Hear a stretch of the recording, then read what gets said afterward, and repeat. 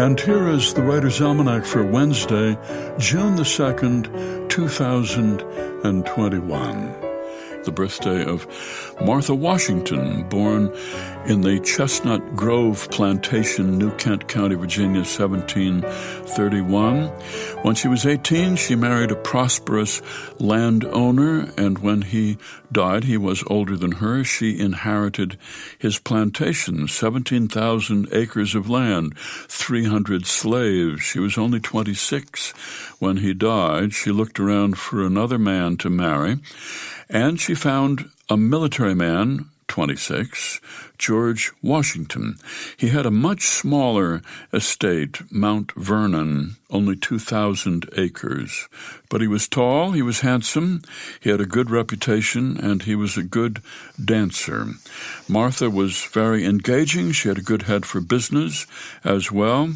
George Washington resigned his military commission and married her in January 1759. She expected to lead a quiet life at home, and then came the Revolutionary War. George Washington became commander of the colonial troops and did not return home to Mount Vernon for 6 years. She often joined him at his encampment. She worked as his secretary. She comforted sick and wounded soldiers. She led other women to knit socks for the army. In 1789, when he was inaugurated president, she became First Lady. She said she felt more like a state prisoner, but she made the best of it. They returned to Mount Vernon, 1797. He died 2 years later. She died 2.5 years after him.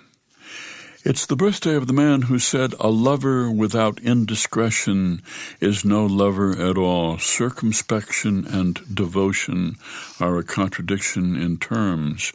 The novelist and poet Thomas Hardy, born Dorset, England, 1840, fell in love with a woman named Emma Gifford, later became estranged from her. After she died, he married again, but he was remorseful about his estrangement from Emma, and he wrote his poems, 1912-1913, elegies for her, and all about his grief. Novelist, too, far from the madding crowd, Tess of the D'Urbervilles, the mayor of Casterbridge, and Jude the Obscure. Thomas Hardy, who said, "If Galileo had said in verse that the world moved around the sun, the Inquisition might have let him alone." Here's a poem for today by Angela Janda at 4:45.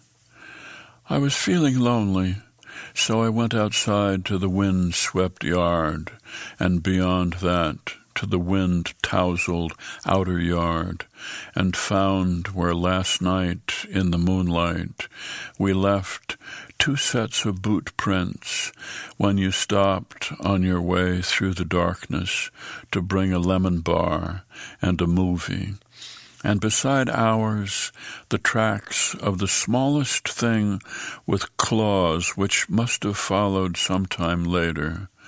And I chased its tiny prints and our mud-wash indents to the far back gate, and through the gate out to where the land is still dirt and brush and bushes and cow pies, my hair pinned to my head, but still blowing, and finally a hard breath, and I could see through lonely to the wide-open, long, blue lines of sunset, moonlit night, the airplanes trailing one another down to tarmac, all those people landing home.